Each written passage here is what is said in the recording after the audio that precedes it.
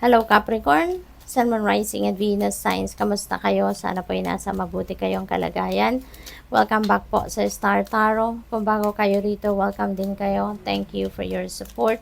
I truly appreciate it. God bless you all. Capricorn, paunang mensahe ninyo ay intuition. Trust your intuition. Okay? It's a great time to learn a new skill, change careers, or invest money. Okay? So, maaaring ang iba sa inyo dito, highly intuitive sa ngayon. Baka sobrang lakas ng iyong intuition sa ngayon. Ano ba? Kaya, sundin ninyo ito, pakinggan ninyo to kasi guidance yan sa inyo ng Divine Universe.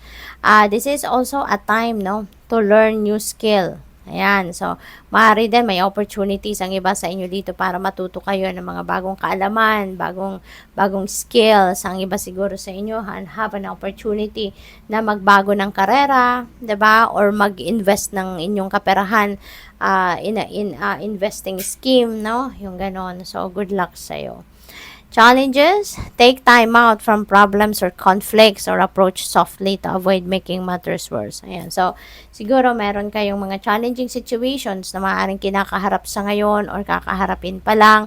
So, sabi dito, time out ka muna from that. No? Kung sa tingin ninyo, parang punong-puno na isip ninyo, natuturete na kayo, nai-stress kayo masyado, pahinga ka muna, atras ka muna dyan. Kasi kapag pipilitan mo yung sarili mo sa sitwasyon na yan sa ngayon, 'di ba? Pagod ng isip mo, nai-stress ka na, mas lalong hindi ka makakapag-desisyon ng tama, mas lalong hindi ka makakapag-isip ng tama. Kaya atras ka muna.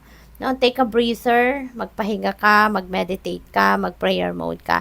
Then kapag magaan ang inyong pakiramdam, kumbaga nakahinga na yung mga lahat ng cells sa katawan mo, then get back to it. Harapin mo nang muli. Okay? What else? Change. Ayan. So, malaking pagbabago ang maaring gusto mong mangyari sa buhay mo. Maybe this is what you are manifesting. No? So, siguro kasi buryong-buryo ka na sa buhay mo. Maaring sawang-sawa ka na sa nangyayari sa buhay mo. And you are manifesting change. Ito na.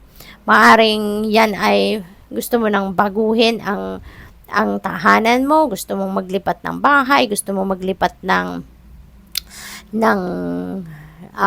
titirahan, diba? Ito na, change of residence. Pwedeng magbabago din kayo ng partner sa buhay.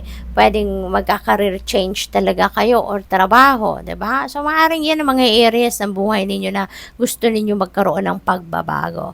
Kaya, sabi dito, you're restless and in need of change and that is exactly what is coming your way. See? Papakinggan na ng universe ang gusto mo. Papakinggan na or ibibigay na sa'yo kung ano man yung binimithi ninyo, no?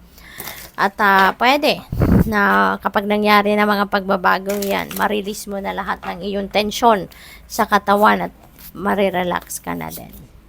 Four of Pentacles, ayan. So, maybe ang iba sa inyo focused on saving money, focused on laying a solid foundation in terms of your money career and finances, diba? Yung source of income ninyo. Maaaring yan ang pinagpo-focusan din ninyo sa ngayon. Maaaring meron din kayong pinag-iipunan, big purchase, no? Bahay, lupa, sasakyan, mga ganon. So, siguro, kaya kayo nagsisave ng bonggang-bongga para dyan.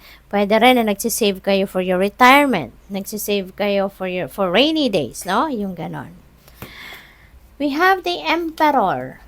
Ayan, order will be back in your life. Napakaganda talaga. Siguro, minimake sure mo sa ngayon, no, na magiging stable ka, no, lalo-lalo na pagdating sa pera, pagdating sa source of income ninyo. Maybe now is the time that you're going to focus on building your financial empire, no? Kaya siguro kayo nagsisave para diyan, no? So, napakaganda. Pwede rin ang iba sa inyo dito, baka magiging boss na kayo, mapopromote na kayo ngayon into a leadership role, no? Or baka nandun dyan na kayo, baka you're a person of authority na, no? So, very influential na kayo, very powerful na kayo. So, pwedeng nandun na kayo sa puntong nasa power na kayo. Ace of Wands, meron kayong sisimulang bagong chapter sa buhay ninyo, bagong career. So, talagang, ang iba sa inyo, papunta doon sa pagbabago, no? So, baka bagong career, baka meron kayong bagong trabaho talaga, no?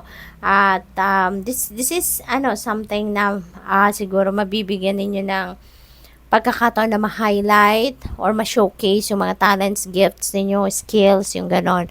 Kaya excited kayo about this, no? Kasi siguro matagal na ninyo itong minimithi, no, na magkaroon kayo ng ganitong oportunidad, no? And the opportunity came sa ngayon. Pwede rin na magta-travel din kayo. Maybe you're going somewhere, no? To travel. Kaya good luck. We have Page of Wands. Ayan, so good news coming your way. Meron mga magagandang balita. Meron kayong mga communication na paparating. And this is exciting kasi feeling ko kasama to dito, no, sa new beginning na to. Baka balita ito about these beautiful opportunities na maghahatid sa inyo ng bagong trabaho, bagong karera, yung ganon. So, siguro ito yung,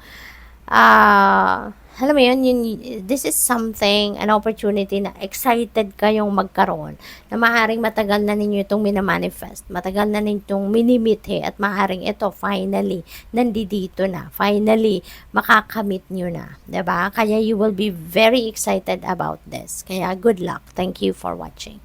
Love and light. Namaste.